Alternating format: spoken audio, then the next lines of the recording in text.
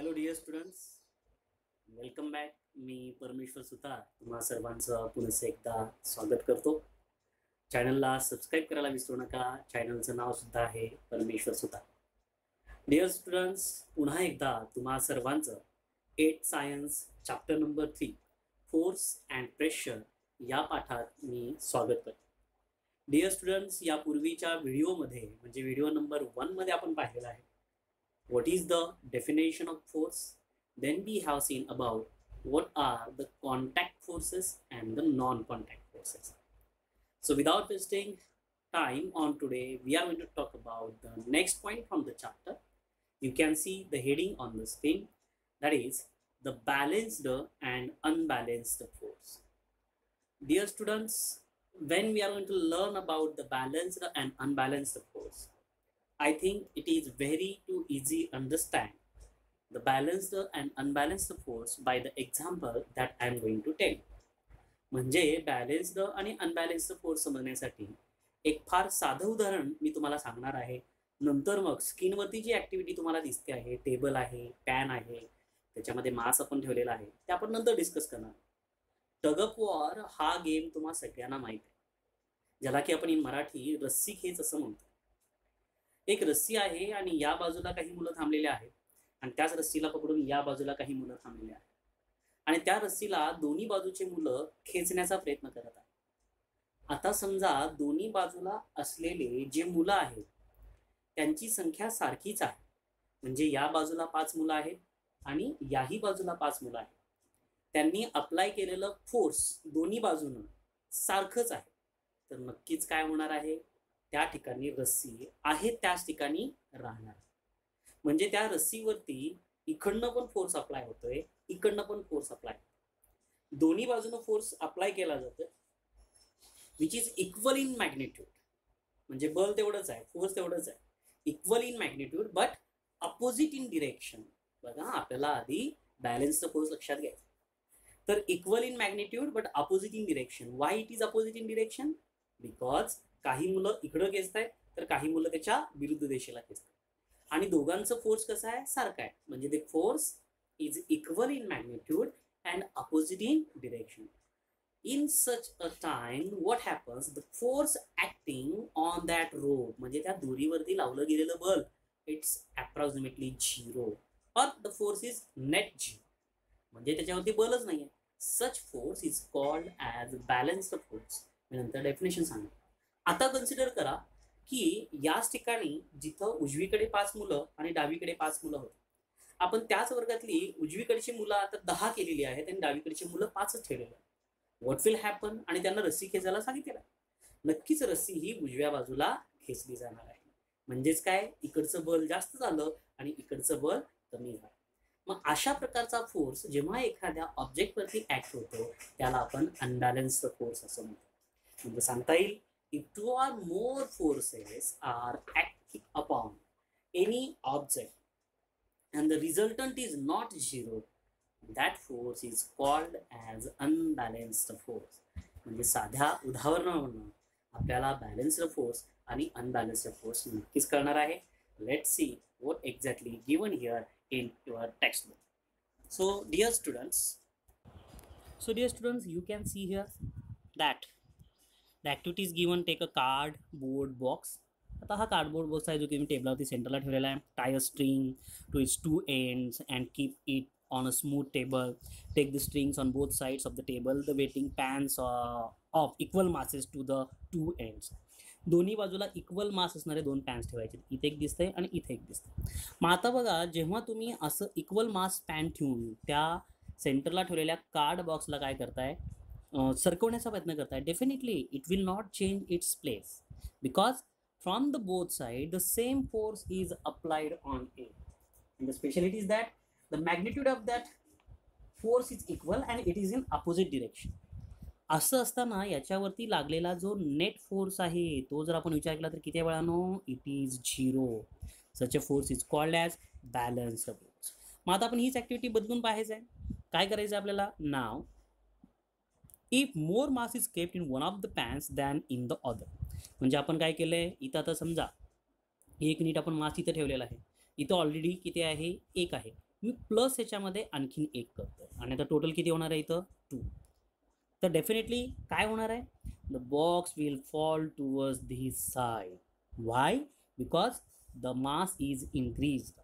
That means here the unbalanced force is acted upon the body. So by this activity, the concept of balanced force and unbalanced force may have clear to you all. असं आपण लक्षात घ्या. याच्यानंतर बाळांनो आपल्याला लक्षात घ्यायचं आहे, दुसरं उदाहरण इथं दिलेलं आहे, children playing tug of war. आत्ताच आपण त्याच्याबद्दल बोललेलं आहे. म्हणजे हा खेळ सगळ्यांना माहीत आहे, दोरी खेळणं. याबद्दल मी सविस्तर तुम्हाला दिलेलं आहे. आत्ताच एक उदाहरण सांगितलं आहे, त्यावरनं हे लक्षात घ्यायचं आहे. After that we have to think about one more example of that force. When a big grain storage container is required to slide. एक मोठं ग्रेन स्टोरेज कंटेनर आहे, किंवा आपण त्याला म्हणूया की बाबा धान्याचं एखादं पोतं आहे, त्याला आपल्याला ढकलायचं आहे. काय करावं लागेल त्याला ढकलण्यासाठी? फोर्स लावावा लागेल. मग आता एका व्यक्तीने जर त्याला ढकलला तर आपल्याला जास्त फोर्स लावावा लागेल. समजा त्या एका व्यक्तीच्या ऐवजी it becomes easier if 2 persons, त्याला आपण काय केलं, with the help of 2 persons जर पुश करण्याचा प्रयत्न केला तर ते जास्त सोपं होणार आहे. That means Wien the force is applied by both in the same direction the movement is easy. म्हणजे 2 व्यक्ती एका वस्तूवर जेव्हा जास्त फोर्स लावतील तेव्हा त्याला ढकलणं सोपं होणार आहे. हे आपण इथं लक्षामध्ये घ्यायचं आहे. आता यानंतर बाळांनो आपल्याला डेफिनेशन करता येईल, ती म्हणजे बॅलन्स्ड फोर्सची. ती डेफिनेशन अशी असेल, if a body is acted upon by 2 forces equal in magnitude, opposite in direction, and the net force acting on the body is 0. म्हणजे नेट फोर्स जेव्हा 0 असतो that is called as balanced force. याच्यानंतर आपण लक्षात घेऊया what is exactly unbalanced force. तर आपल्याला सांगता येईल, if 2 or more forces act on a body such a way that the resultant is an not zero force, that is called as unbalanced force. म्हणजे जेव्हा रिझल्टंट फोर्स हा काय असतो, not zero, म्हणजे त्याची काहीतरी व्हॅल्यू येते, तर त्याला आपण काय म्हणतोय, अनबॅलन्स्ड फोर्स म्हणतोय. या दोन्ही डेफिनेशन तुम्हाला या ठिकाणी क्लिअर झालेल्या आहेत. याच्यानंतर विद्यार्थी मित्रांनो आपल्याला शिकायचं आहे what is about the effects of force on a body और ऑन अन ऑब्जेक्ट. आता हे खरं तरी तुम्हाला पुस्तकामध्ये हेडिंग दिलेली नाही आहे, हे लक्षात घ्या. पण आय थिंक की तुम्ही इथं हेडिंग केलेली बरी असेल. काय हेडिंग करायची आपल्याला सगळ्यांनी लक्षात घ्या, इफेक्ट्स ऑफ फोर्स. म्हणजे आता कोणत्या पॉईंटबद्दल मी तुम्हाला सांगतोय बाळांनो हे पण लक्षात घ्या. आपण इथे डिस्कस करणार आहोत आता, ह्या पॉईंटला आपण सुरुवात करतोय इथून, पण इथे हेडिंग नाही आहे, तर आपण लक्षात घेऊ effects of force. So what is the first effect? When a force is applied on a stationary object it moves, its speed and direction can be change. एखाद्या स्थिर असलेल्या वस्तूवर जेव्हा आपण फोर्स लावतो then what happens, the object start to move. हा पहिला effect आहे फोर्सचा. त्याची स्पीड काय होऊ शकते, चेंज होऊ शकते. त्याची डिरेक्शन काय होऊ शकते, चेंज होऊ शकते. These are the effects of force. Similarly a force is required to stop an object in motion. एखादं ऑब्जेक्ट मोशनमध्ये आहे त्याला आपल्याला थांबवायचं आहे. Consider you are playing a cricket and the ball is coming towards you, then you have to apply the force on the ball to stop the motion. त्या बॉलची motion थांबवण्यासाठी तुम्हाला तिथं फोर्स लावावा लागणार आहे. म्हणजे आपण फोर्सचा इफेक्टमध्ये पाहतोय की we can stop the motion of a object by applying the force. हा एक इफेक्ट आपल्याला सांगतो. And object can change its shape due to the force. म्हणजे आपण फोर्स लावून एखाद्या ऑब्जेक्टचा शेप सुद्धा चेंज करू शकतो. While needing duff made from flour, the duff changes its shape when a force is applied. चिखलाचा आपण एखादी वस्तू बनवतोय, मातीची म्हणजे मातीचा गोळा करून चिखलापासून आपण काहीतरी वस्तू बनवतोय, तेव्हा त्यावेळेला सुद्धा आपण फोर्स अप्लाय करून त्याला शेप देऊ शकतो. A potter applies a force in a specific direction while shaping a pot. म्हणजे जर आपण कुंभार जेव्हा एखादं मडकं बनवत असतो तेव्हा त्याला फोर्स अप्लाय करून तो शेप देत असतो. The common example, rubber band when stretched expands, and when the force is removed then again it comes to the previous condition. That means there are such many examples by which you can understand the effects of force. पुस्तकात अशी heading दिलेली नाही आहे, पण तुम्ही समजू शकता की हे सगळे काय आहेत, इफेक्ट्स ऑफ फोर्स आहे. At the last, here we are going to talk about the point in this period, that is the inertia. We have seen that an object changes its state of motion due to force. In the absence of force, जर एखाद्या ठिकाणी force नसेल, absent असेल, तर काय होईल? Object exhibit its tendency or exhibit a tendency to remain in the existing state of motion.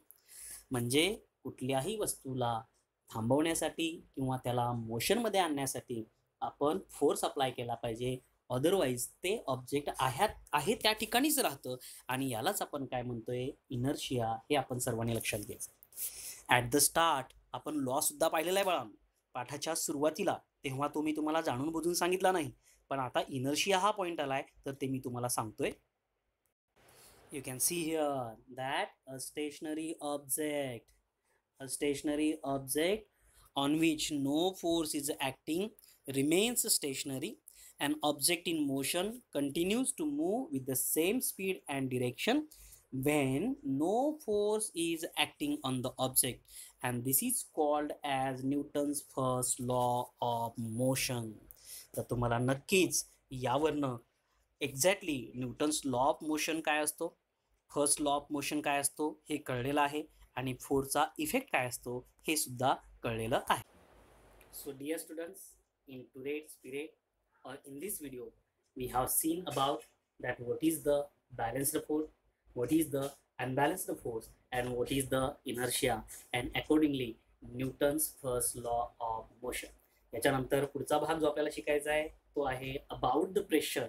तर आपण पुढच्या व्हिडिओमध्ये प्रेशरबद्दल शिकणार आहोत आणि पाठाच्या शेवटच्या भागाकडे आपण जाणार आहोत. तेव्हा सर्वांनी पुढच्या व्हिडिओसाठी सज्ज राहायचं आहे आणि या व्हिडिओला व्यवस्थित अभ्यासायचं आहे. Keep watching, and till then, bye, tata, and see you.